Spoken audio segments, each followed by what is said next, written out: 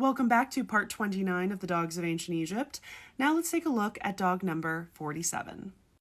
This piece comes from Hierakonpolis, which is a very important predynastic site, also called Nekhen. The city was a center of a cult of a hawk deity, now called the Horus of Nekhen. There was a large temple that had a foundation deposit found during excavations in the late 1800s. Now, a foundation deposit is usually a collection of materials that are ritually buried underneath the foundation of a new building. This piece, with our dogs, was most likely found in the main deposit. This foundation deposit contains some of the most important predynastic artifacts that we have in Egyptology today. The most importantly being the Narmer palette, which I can do a whole separate video on that one, but it contained tons of different mace heads depicting some of the earliest people that we identify as pharaohs of Egypt. But there are serious problems with the site.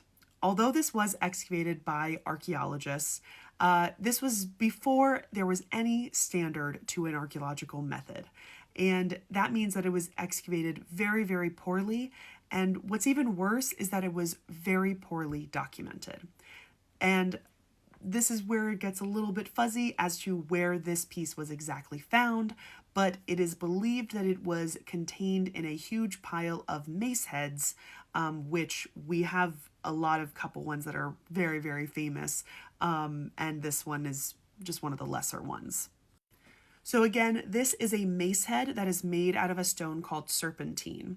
Now, you might be able to kind of understand what this is as a mace head, but essentially it has a hole here at the bottom, and it would have been attached to some sort of wooden pole and used as essentially a weapon. Though with its fancy decoration and with many of the other mace heads in very, very good condition, these might have been more ceremonial or fancy ones that wouldn't have actually been used as a weapon. Now here is the image of this mace head all unfurled, so you are able to see the entire image that is here on this mace head. So you have 3 dogs that are chasing 3 lions in a kind of an every other situation. So the dogs are always here with the kind of flat coat, while the lions have some sort of etching to kind of mimic their mane. What's amazing is that each of the dogs has their own collar, and their front paw is kind of up and scratching the back of each of the lions. We don't have as many images of dogs coming from this predynastic age to be able to kind of show what generally they all looked like, because there is such a range, and many of them are very shoddily images that are on pottery or on rock art. But this does give us an image of at least what people in the predynastic era may have either bred their dogs to look like, or how their dogs at least looked like during that time.